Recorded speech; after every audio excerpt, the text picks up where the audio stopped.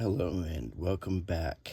And what I have here is a very rare Chicago Sun-Times from Saturday, November 23rd, 1963. And this is not a reprint. This is real. I'm going to turn it over and you'll see, if you study the Kennedy assassination, a very famous drawing by Bill Malden. If you don't know who Bill Malden is, he was a very famous artist and cartoonist during World War II.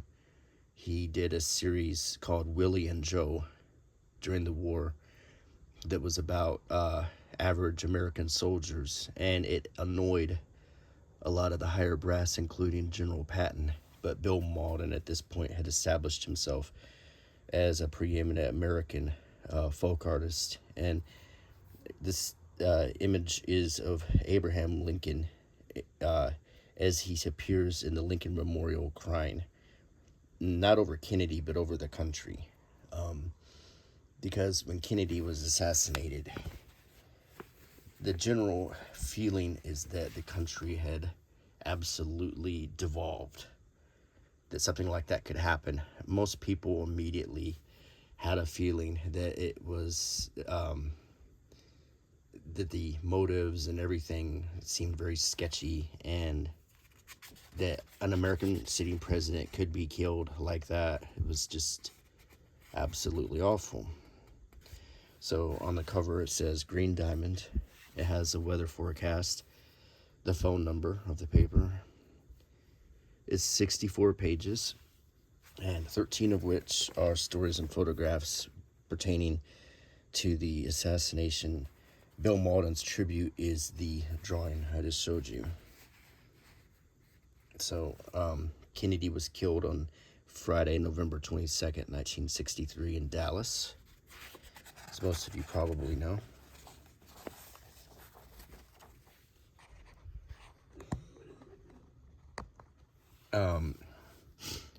He was succeeded by Lyndon Johnson. Lyndon Johnson took his oath on a plane. He was sworn in as President of the United States at 2:39 p.m. The oath was administered by U.S. District Court Judge Sarah T. Hughes, a female judge, which was the first time that it happened, and she was also a friend of President Johnson's. Here's a picture of President Kennedy with the dates 1917 to 1963.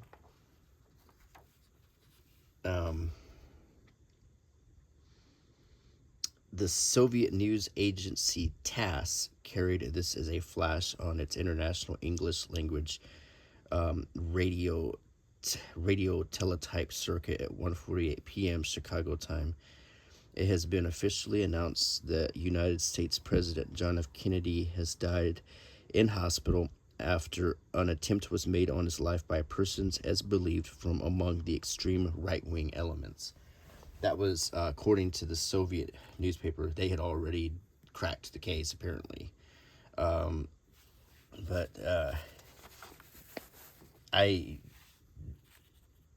That's typical of antagonistic countries to say things like that. They had no idea at this point who did it. There's rumors that they had agents who knew, but there's so many things, and I would take a lot of it with a grain of salt. Minutes before the assassination, President Kennedy smiles at Dallas crowds. With him are Governor John Connally of Texas, later wounded, and Mrs. Kennedy. So that's one of the last photographs taken. And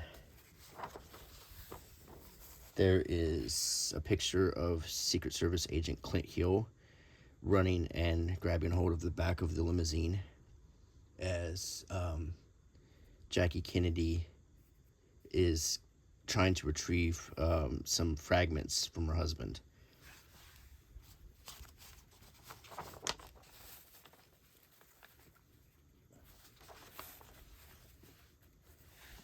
No word on whether or not the children have been told. Obviously, President Kennedy had young children in the White House, John Jr. and Caroline. Senator Ralph Yarborough, who was the Democratic senator, he was one of the reasons that Kennedy was coming down to Dallas, because Yarborough and the governor of Texas were feuding, and Kennedy was hoping to clear that feud up and sort of buttress the Democratic Party. And additionally, he wanted to take Jackie down to Texas to appear a little bit more charismatic to the Southerners, because at this time Dallas was a heavily Republican state and not fond of Kennedy by and large. So we have a story about the assassination. Then we have the Chief Justice blames it on bigotry. Chief Justice Earl Warren, who would later head the Warren Commission, said Friday that President Kennedy was assassinated as a result of the hatred and bitterness that has been injected into the life of our nation by bigots. The comment was included in a statement mourning the fatal shooting of the president in Dallas. The text of Warren's statement: "A great and good president has suffered martyrdom as a result of the hatred and bitterness that has been injected into the life of our nation by bigots, but his memory will always be an inspiration to Americans of good everywhere. The entire world is poorer because of his passing. May God protect our nation in this hour of crisis." Warren issued his statement more than an hour after Supreme Court aide had described him as being stunned and shocked by news. Now, months later, Johnson would select Earl Warren, who had a reputation for being a honest and just man, to head the Warren Commission, and he and J. Edgar Hoover handpicked who would be sitting on the commission. The Senate was in session when the assassination occurred, and it was being actually Kennedy's brother Ted Kennedy was sitting in the Senate at the time, autographing photographs when he heard the news and dashed out. He and his brother Robert got on a plane, or made arrangements to get on a plane to Dallas, but before they flew, they found out that it was pointless, and they waited instead for Jackie to return from Dallas. Texan 24 is seized as assassination suspect. Okay, and then let's look at some of these pictures. There's the body of President Kennedy is carried by a hearse from Parkland Hospital in Dallas to airport for flight in Washington. So there's the hearse that's carrying the president. So it says, a 24-year-old man who said 2 years ago he wanted Russian citizenship was questioned Friday to see whether he had any connection with the assassination of President Kennedy. He was identified as Lee Harvey Oswald of Fort Worth. He was pulled screaming and yelling from the Texas Theater in the Oak Cliff section of Dallas shortly after a Dallas policeman was shot to death. According to United Press International, Police Captain Pat Ganaway said the suspect was an employee in the building where a rifle was found. On November 1st, 1959, Oswald told the U.S. Embassy in Moscow he had applied for Soviet citizenship. He said he had been a tourist in Russia since October 13th that year. The Fort Worth Star-Telegram confirmed that the man held in Dallas was the same Oswald and said his mother was being taken to Dallas police headquarters to see him. Oswald put up a wild fight in the theater. He brandished a pistol, which officers took away from him after a scuffle. Policeman M.N. McDonald, who was cut across the face in the scuffle, quoted Oswald as saying after he was subdued, "Well, it's all over now." A large crowd had congregated outside the theater and witnessed the arrest. Police had to hold the crowd because many apparently connected the arrested man with the slaying of the president. The officer who was slain, J.D. Tippit, had been killed by a man answering the description of Oswald in the neighborhood a short time before. Tippit had been slain with a pistol. Oswald is about 5'9", weighs approximately 160 pounds, has blonde hair, and balding. He was dressed in ragged-looking trousers and a sports shirt. A former U.S. Marine, Oswald went to the Soviet Union in October 1959, shortly after being discharged from the Marine Corps. He lived there 3 years. It continues. He wed a Russian girl. He attended a school, reportedly in Minsk, and married a Russian girl. He was quoted as vowing he never would return to the United States for any reason. Then in June 1962, he returned to this country, the third American to become disenchanted with life in the Soviet Union after trying it for a time. He brought his wife and child. Oswald is a native of Fort Worth. He gave no reason for his desire to return to Texas. And there's a picture of him with a swollen eye.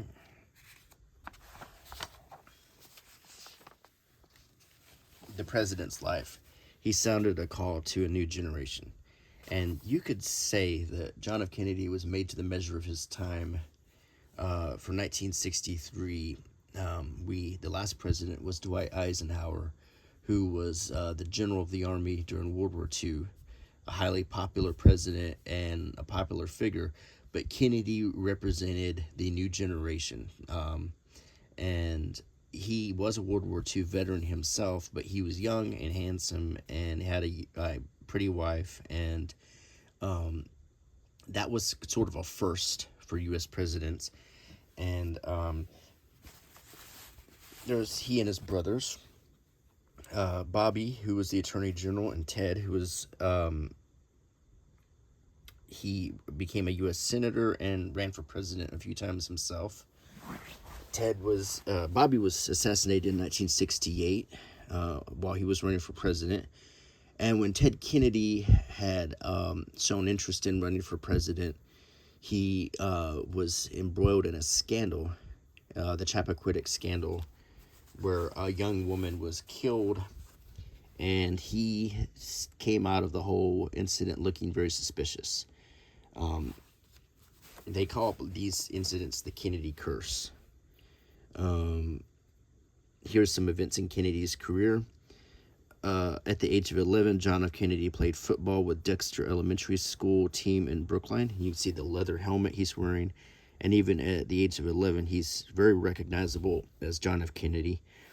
As commander of a PT boat in the Pacific, the young Navy officer was cited for heroism saving his crew.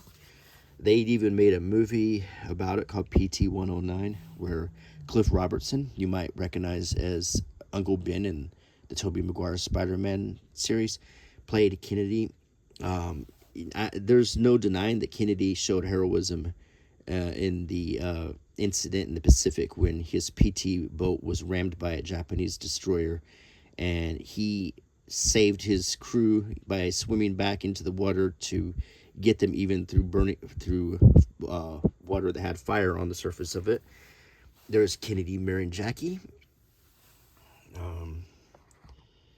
There's Caroline and John and Jackie Kennedy, and a tender touch on her husband's cheek was given by Jackie Kennedy shortly after Mr. Kennedy was sworn in as president. She was very much a glamorous woman of her time. The only thing I can think of who can compare was Princess Diana, and I will be honest, there is no Princess Diana today. There is no one as luminous and larger than life at this time as Princess Diana or Jackie Kennedy. Meghan Markle, or Prince William's wife is, they seem nice and everything, but they haven't come close to the amazing amount of visibility, exposure, and like living legend status as Jackie Kennedy and Princess Diana. I can't think of any other women in the last century. That goes for celebrities, politicians. As far as that almost universal beloved quality. Jackie Kennedy was beloved and embraced not just by the Democrats and the left, but also by many in the right, who found her endearing and likable. and the same could be said for Princess Diana. But right now, there's not enough non-polarizing people out there. Now here's a very rare picture that you won't see very much. This is John F. Kennedy wearing a hat. Coat in hand, a worried-looking President Kennedy hurried from the Sheraton Blackstone Hotel to return to Washington on October 20th, 1962. The Cuban crisis was in the offing. Kennedy rarely wore a hat, so this was part of his image. Well, he always had well-treated hair, and he wanted to shed the business suit hat look that was considered a 1950s relic. So, but occasionally you would see him wearing a hat. An extraordinary city, Mr. Kennedy called Chicago during a visit here last March 23rd as he arrived at the Conrad Hilton Hotel visit for a Democratic fundraising dinner. Mr. Kennedy shook hands with one of the city's policemen. There's Kennedy right there. And here is Kennedy waving, and we continue on to the next page. Illinois, Chicago leaders tell sense of loss. So this is closer to home. This is a Chicago paper, so we're going to talk about the reactions in Chicago at this point. So, and then we get our first ad from Robert Hall, which was a very famous department store, and there was even one in Dallas, interestingly. And if you listen to the I think it's oh gosh, what is the radio station? KLIF, I think, is the Dallas station that has the most immediate, and if you listen to the broadcast, the KLIF broadcast of Kennedy's assassination, it is the most on the spot coverage, and there's commercials for Robert Hall on that broadcast. This was like Foley's, Dillard's, Sears, whatever, but it was a nice place to get clothing for men and women. But yeah, I don't think it exists anymore.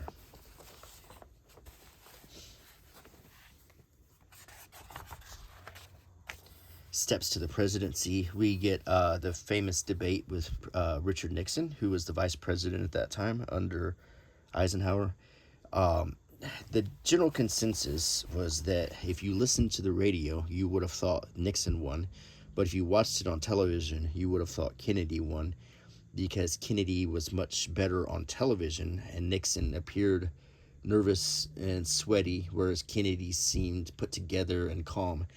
However, if you listen to the content of the speeches on the radio, it would seem that Nixon was much more qualified for the position of president, much more experienced, and gave much more informed answers. So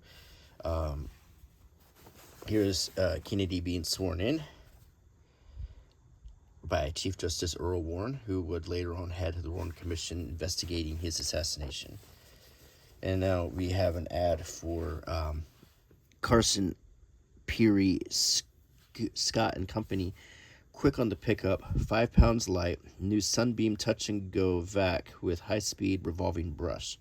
You can see this 1960s era vacuum. Whisks dirt away with a flick of a switch to use anytime, anywhere, a blessing through the holidays. Then hang it up, out of the way, on a hook in the closet. High-speed brush revolves at 7,000 RPM to nudge even deep down dirt from rugs, carpets, and bare floors.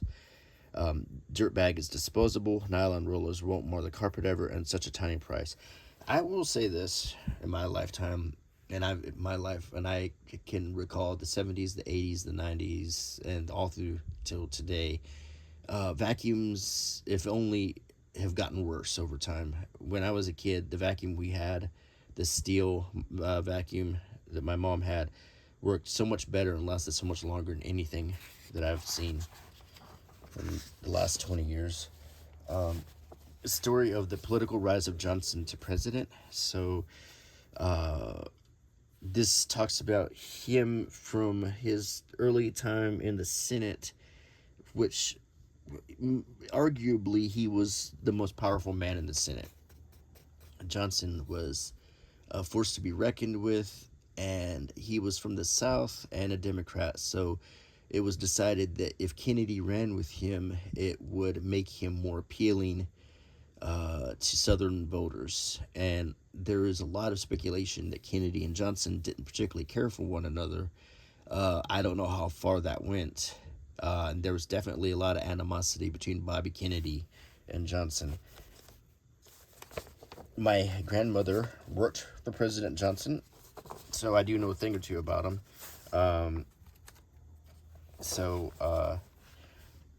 But she was quite fond of the man, and he is an interesting person. So now we get to an ad. We have looks like curtains, sheets, folding doors, and this is all at Reiters or Writers. I'm not sure. If you're from Chicago, you might know how that's pronounced. Adults only with this coupon, 2.5 yard Christmas plastic tablecloth. I wonder why it says adults only. That seems kind of weird. I don't think the kids are going to be coming to buy the tablecloth, are they? That's a weird way to put that. Even then. So you see the ad. This is from 1963, quite a long time ago.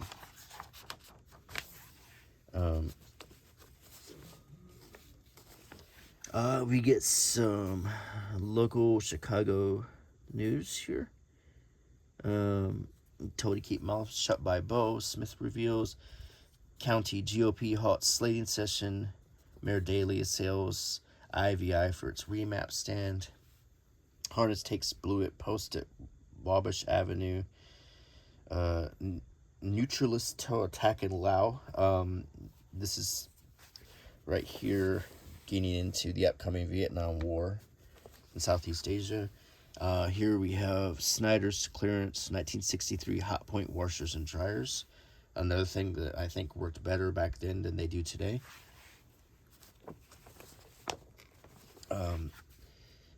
Ring out the old, ring in the new. It's fixing to be 1964.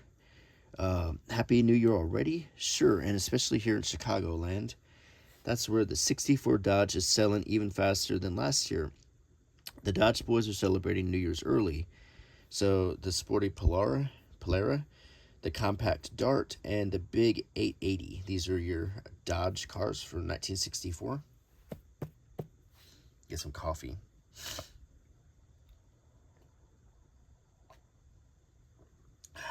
That's good.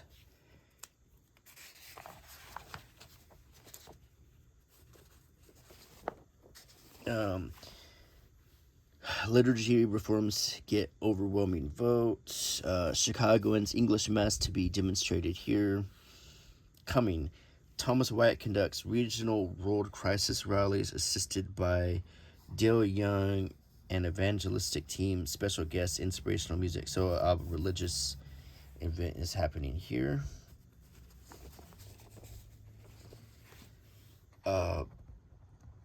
We get church. This is church services, it looks like. It's hard for me to imagine. I'm from a little town in Alabama, so it's hard for me to imagine living in a big city. And even in 1963, look at all the different churches.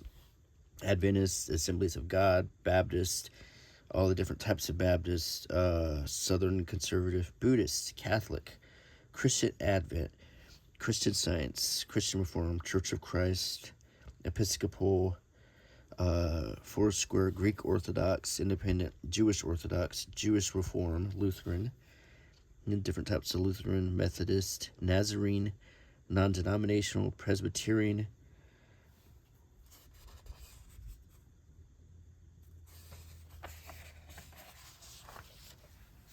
And that was 1963.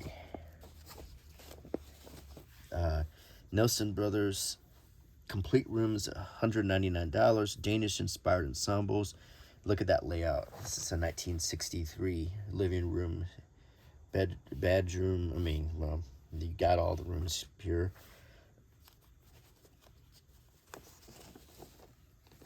Motorola, a company that used to make car radios, is now making TVs. Free parking at all stores. Swing down budget stereo, $1.75 per week. The TV too. Well, these are rent to own, I guess. Is that how it works? Where, or not layaway, because I think you're taking it your home and you're paying on it. So you're supposed to have some kind of line of credit.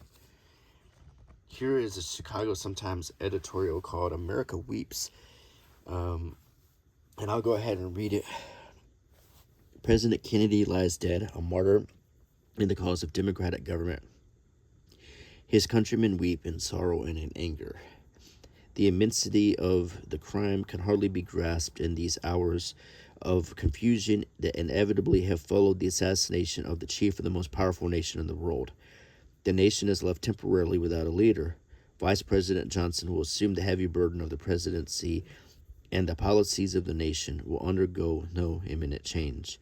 But inevitably, the assassination will change the course of history, not only in the nation, but in the world. And it should change the temper of our times. At the moment, the motive that lurked in the twisted mind of the killer is not, of course, known. But the deed in Dallas was different only in degree of importance from such acts of violence as the bombing of houses of worship, racial murders, and only last month in the same city, the degrading assault on UN Ambassador Adlai Stevenson. All these acts of violence are the work of persons who fundamentally do not believe in democratic government operating under rule of law. The preachers and whisperers of hate and disunity who undermine confidence in our government and our public officials by irresponsible attacks on their sanity and loyalty plant the motives in the heads of those who pull the triggers and toss the bombs.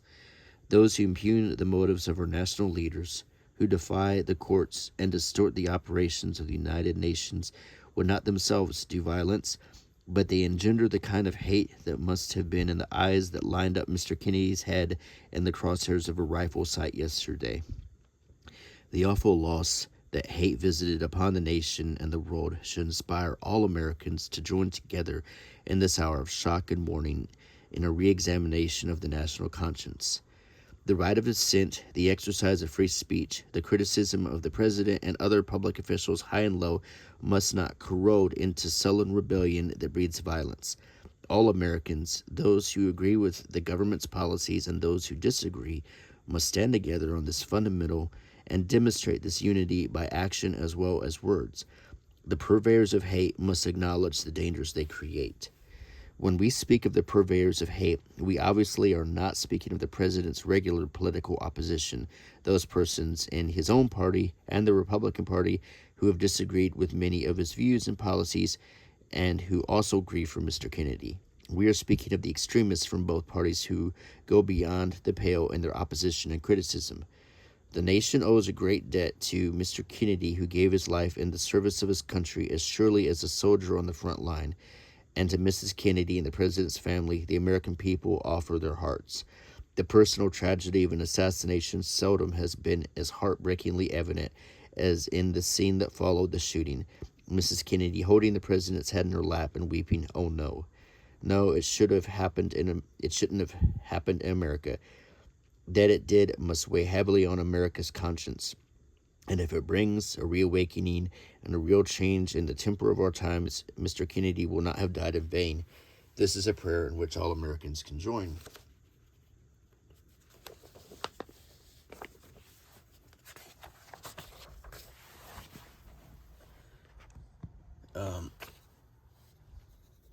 Which dryer will pay for itself? And we're back to appliances here. You can actually buy a new gas dryer and operate it for less than it costs to operate an electric dryer.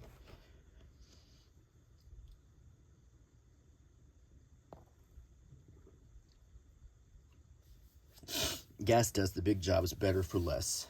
People, it's gas. My night out, Felicia goes to the heart.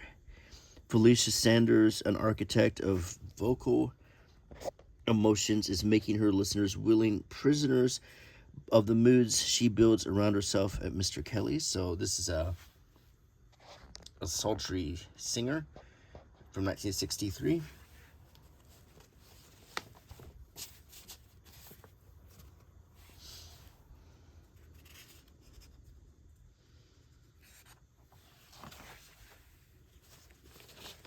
Art Festival draws Eastern curator. And there's an ad for a big and tall suburban coat. It's the Wacker Street big fit all shop. And here is a big ad. It looks very similar to the ad I showed you earlier with that kind of corner couch that was popular back then.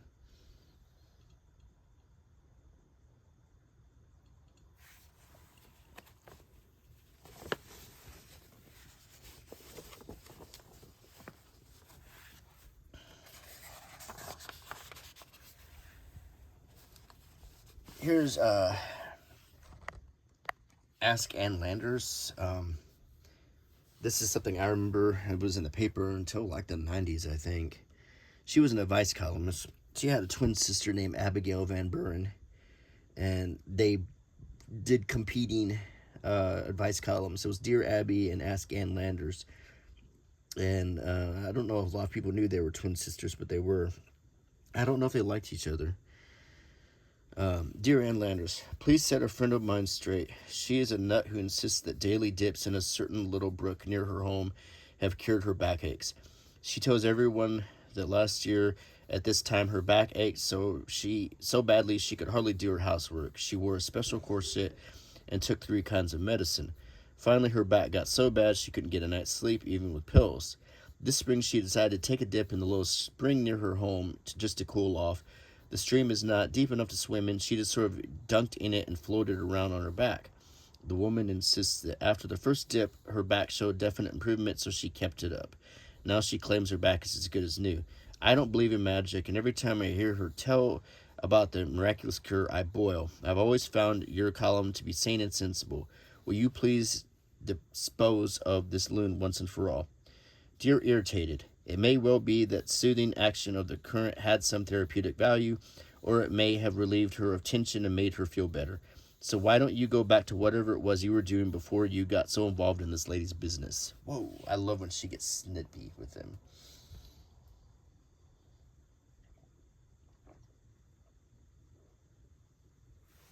Yeah, sometimes Ann wasn't having it. Dear Ann Landers, the past summer we spent 3 weeks at a lake resort.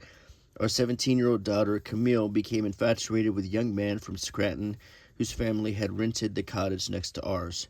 Toward the end of the vacation, they were together 18 hours a day. Now the lovebirds are apart. They are burning up the mails. He goes to school at Penn State, so naturally she wants to go there next fall. So what's the problem? Camille is adopted, and so is the young man. They look so much alike, it is frightening. What if these two are brother and sister? I haven't mentioned this possibility to Camille, but both my husband and I are deeply concerned. Advise us, please.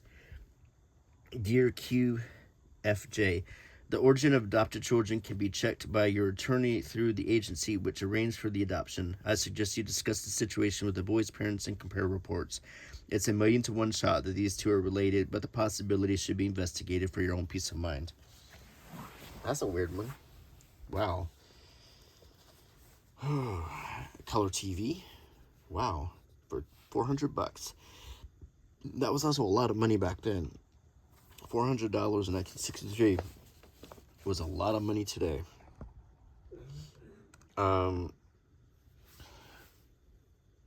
And we get some dog sweaters, frame pictures. This is all at Saxon Paint Supermarkets.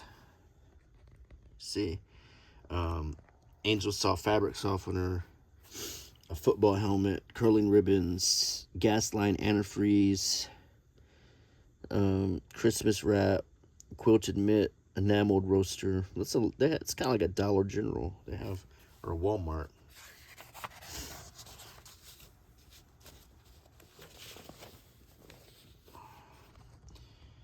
New capes and stoles got get a move on. So this is some popular fashion from 1963.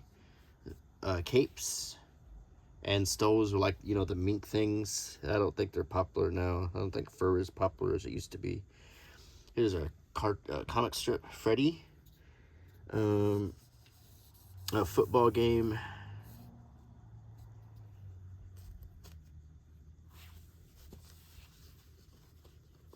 Carter Davidson's guests tonight are Nelson Algren, James Farrell, Ben Hecht, Goddard Lieberson, Milburn Acres, Channel 2, CBS. And here's the TV listings.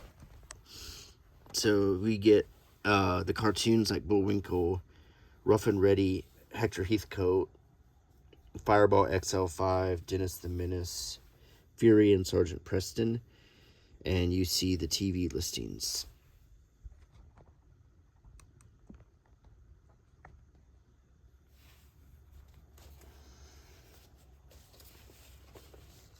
So this is Chicago TV from the Sun-Times, Saturday, November 23rd, 1963. The Phil Silver Show, Jerry Lewis Show, Gunsmoke. Movie, The Seventh Sword. Young Spanish noblemen and 6 compatriots masquerade as guerrillas to counter the plots of French sympathizers. 20,000-pound kiss. A Polish aristocrat's extortion racket ends in murder. Blowing Wind with Gary Cooper and Anthony Quinn, Barbara Stanwyck and Ruth Roman. Jackie Gleason Show.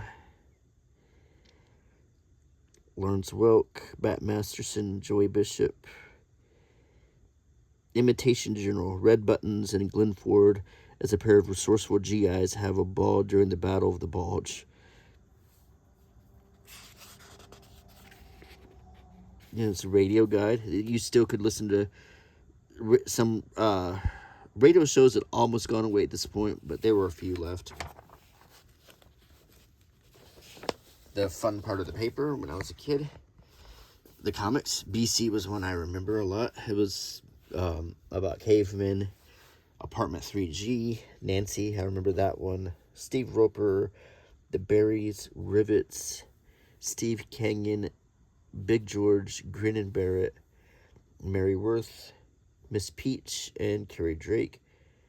There's the crossword puzzle. We're getting close to Thanksgiving, so we have a lot of Thanksgiving ads.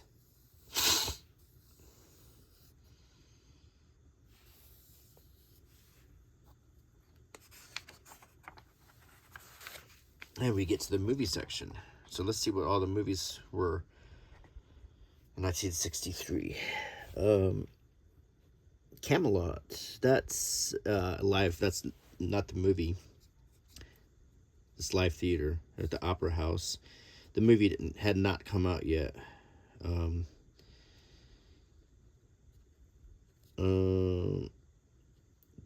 What is this? Now you can see it all uncut. Bellboy and the Playgirls. Second adult color hit. Girl on the Run. So these are stag movies, it looks like. If you are in the market for a lot of laughs, go see The Conjugal Bed. Adults only. And then Burt Lancaster and The Leopard. So some of these movies are... See, it's a mad world in Cinerama. One of the only movies made in the Cinerama process. How the West Was Won was another one. And I think 2001 A Space Odyssey was. It's weird how they have like the dirty movies mixed in with the family movies. Lord of the Flies. The Biograph Theater, interestingly, just take note, at the Biograph was the theater where John Dillinger was killed in 1934. I just think that's interesting that it's still running at this point. It's showing The Terror and Dementia 13, 2 movies by that famous cult filmmaker. I can't remember his name. But he I think he did like Little Shop of Horrors and stuff. It'll come to me. Let's see. Beyond the Fringe, How to Succeed in Business Without Really Trying. The VIPs. Excuse me.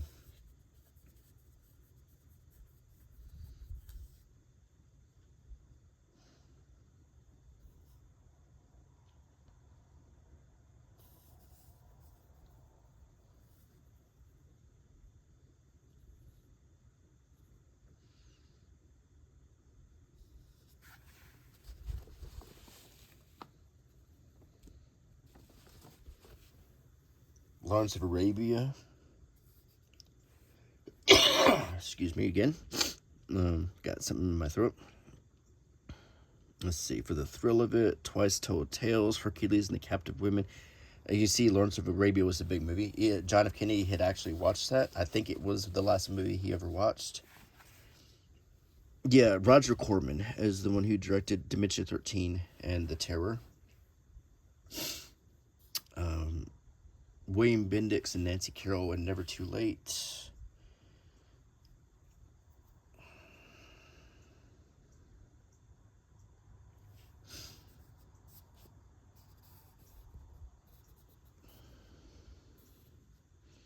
No Time for Sergeants and Rio Bravo.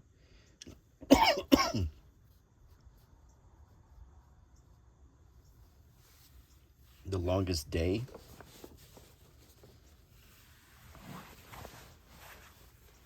McClintock.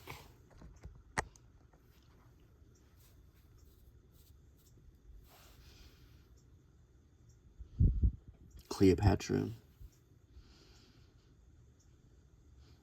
The Wheeler Dealers. That ad was playing on the radio on KLLF right before Kennedy was assassinated. Walt Disney's The Incredible Journey. I love that movie.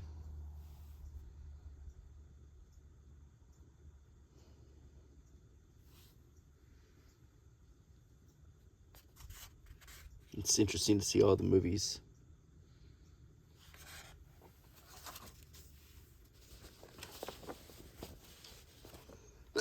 Excuse me, I have something stuck in my throat and I apologize. Kennedy career, he sounded a call to action. A wave of grief sweeps Chicago. A story of Johnson, the president. A lot of this seems sort of redundant from what we've already looked at. Then deaths and obituaries.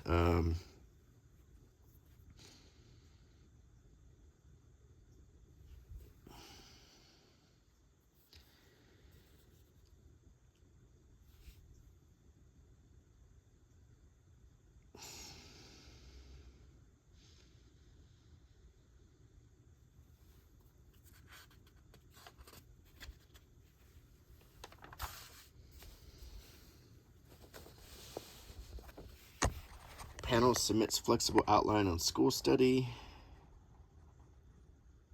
And then we have the classified ads. Everything from lost and found to want ads to selling things.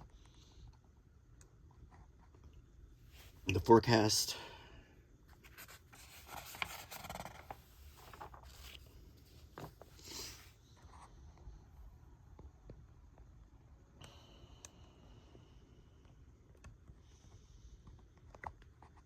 Odds for loans. And then, rent. See how much rent was? $137 a month. That's crazy how cheap it was to live in Chicago back then. But then again, $137 back then was a lot of money.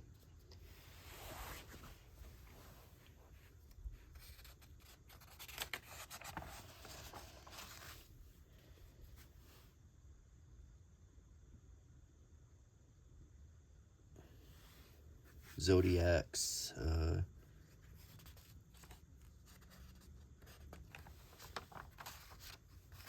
And here we get to car ads. Used cars. Going back to the 50s. 1956 Chevy hardtop. As you can see, there's not too many 50s cars still being sold, but they are there.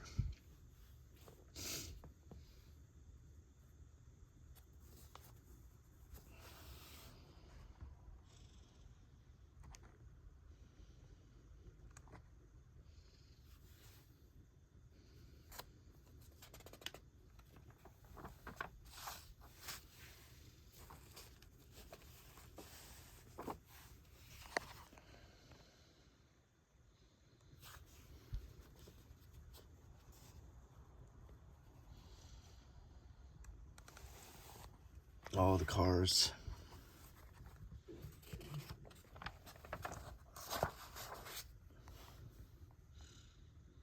It wasn't uncommon back then for people to buy a new car every year. My grandfather used to do that.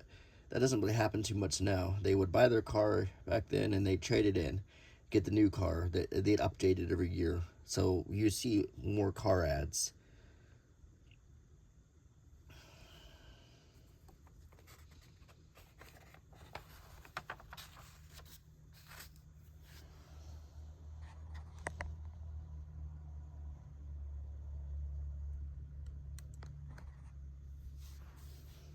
You can see all the artwork in them.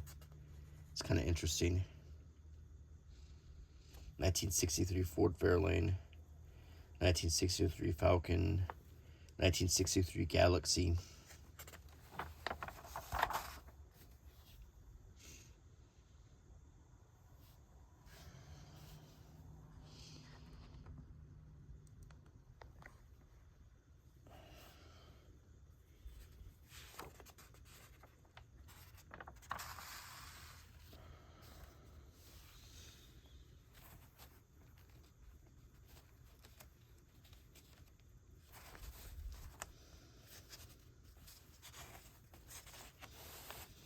And then we get back to the assassination news. Assassination closes exchanges.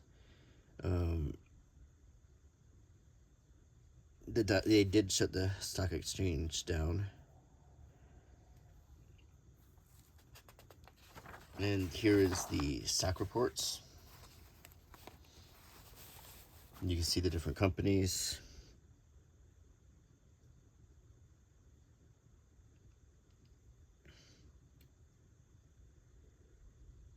Disney. And you can see, but things like Walmart didn't even exist yet.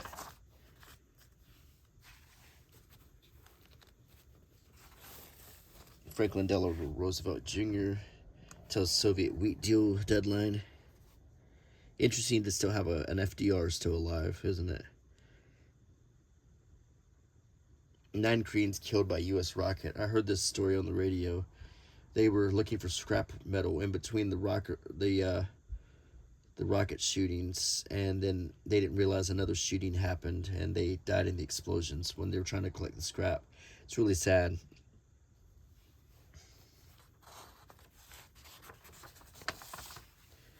And we get to the sports news.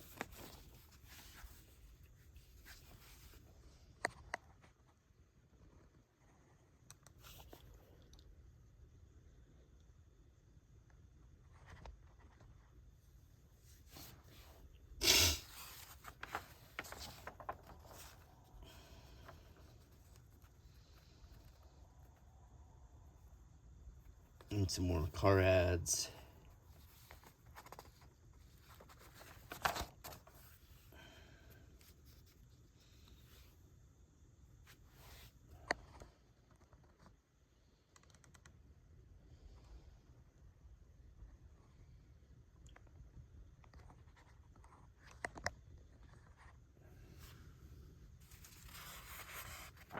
And that's the last page. So now, if there's anything you want to see again, I'll flip through it slowly.